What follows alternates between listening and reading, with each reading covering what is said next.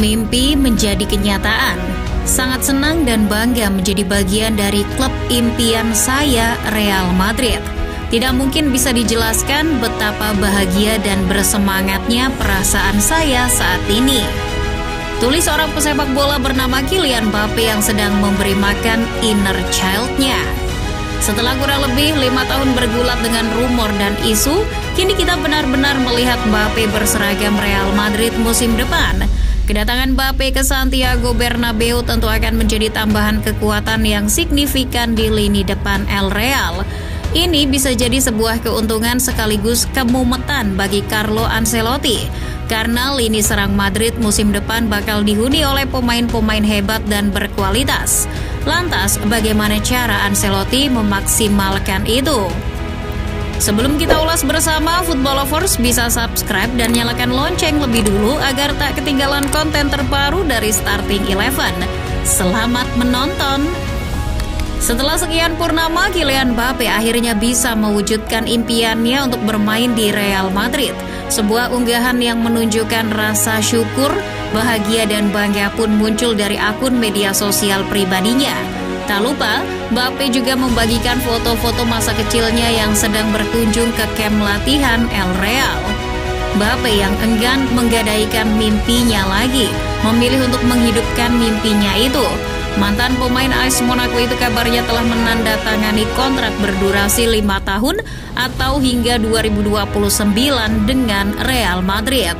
Selain itu, dirinya juga akan mendapatkan gaji sekitar 15 juta euro per tahun.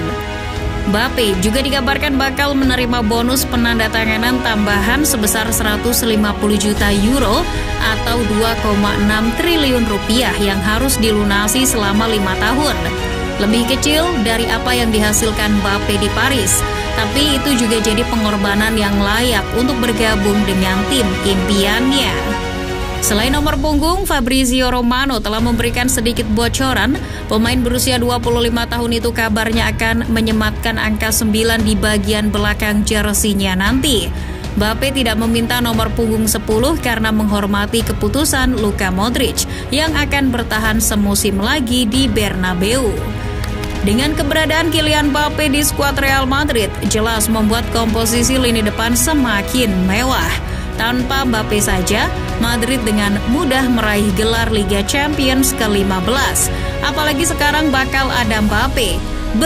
Ngeri kali aku lihatnya. Tapi memangnya semewah apa sih lini depan Madrid?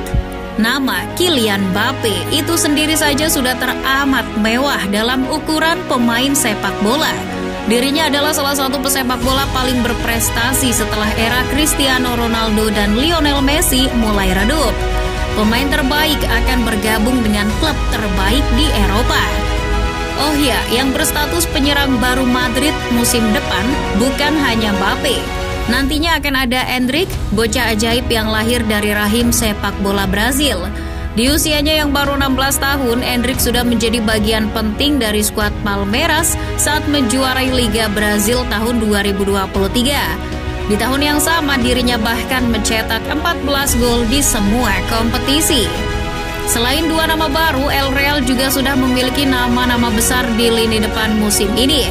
Sebut saja seperti duo Brazil, Vinicius Junior dan Rodrigo Goes. Lalu ada Brahim Diaz, Arda Güler, Jude Bellingham hingga Joselu. Khusus nama terakhir, masa kerjanya sudah habis pada 30 Juni kemarin. Kini status Joselu belum jelas apakah akan diperpanjang atau tidak. Di luar nama-nama itu, Ancelotti masih memiliki Federico Valverde, pemain serba bisa yang siap dimainkan sebagai pemain sayap. Pemain asal Uruguay itu memang bukan pemain tajam, tapi soal transisi dan kerja keras, Valverde tak ada duanya. Jika melihat permainannya di PSG dan AS Monaco, posisi asli Kylian Mbappe adalah penyerang tengah. Menurut situs Transfermarkt, dari 227 laga yang dimainkan sebagai penyerang tengah, Mbappe sudah mencetak 190 gol dan 84 assist. Meski demikian, Mbappe sebetulnya bukan pemain yang kolot seperti yang diberitakan banyak media. Dirinya juga bisa menurunkan ego untuk menyesuaikan taktik dan kebutuhan tim. Apalagi kini dirinya bermain di klub kesayangan. Ibaratnya orang bucin, jika Carlo Ancelotti meminta Mbappe buat main jadi back pun mungkin bakal mau-mau aja. Selain penyerang tengah, Mbappe pernah bermain di 3 posisi lain, yakni sayap kanan, sayap kiri, dan second striker. Posisi terakhir jadi yang paling jarang dimainkan Mbappe. Ia hanya 2 kali bermain di posisi itu. Lalu bagaimana statistiknya sebagai pemain sayap? Luar biasa. Sebagai pemain sayap kiri, Mbappe sudah mencetak 64 gol dari 78 laga. Sementara di sayap kanan, Mbappe tak begitu moncer. Ia hanya mencatatkan 28 gol dari 57 penampilan. Pada intinya, mau dipasang dimanapun, Mbappe selalu pandai mengatur posisi untuk mencetak gol. Naluri dan pergerakan tanpa bolanya sangat mengesankan. Pelatihnya di Clairefontaine dulu, yakni Jean-Claude Lafargue, bahkan menyebut Mbappe sebagai pemain yang lahir dari gabungan DNA 2 pemain besar, Neymar dan Thierry Henry. Mbappe memiliki skill olah bola dan kecepatan di atas rata-rata, tapi tetap tajam di mulut gawang.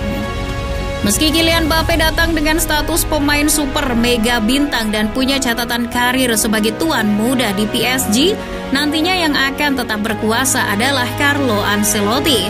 Yang akan menentukan gaya bermain dan formasi di lapangan adalah pelatih beralis jengat itu. Dan Mbappe mau ndak mau harus menyesuaikan dengan skema permainannya.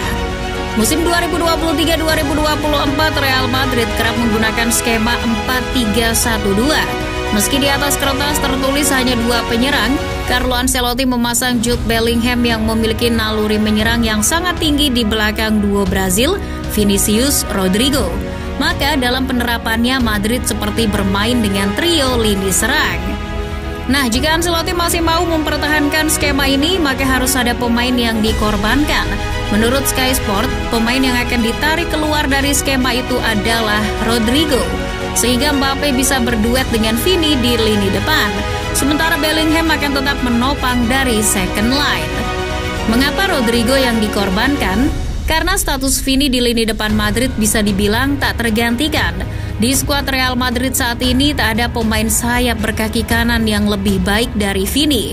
Bahkan menyamai levelnya pun belum ada. Entah itu secara produktivitas gol, assist, atau efektivitas dalam keterlibatan permainan.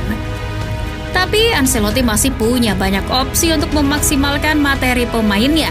Menurut catatannya, Ancelotti juga pernah menggunakan skema 3 striker dalam skema 4-3-3 dan 1 striker dalam skema 4-2-3-1. Jika menggunakan skema 3 penyerang, pilihan Ancelotti begitu melimpah. Jika tujuan Madrid mendatangkan Mbappe untuk menggantikan peran Karim Benzema, maka trio Vini, Mbappe, Rodrigo jadi yang terbaik.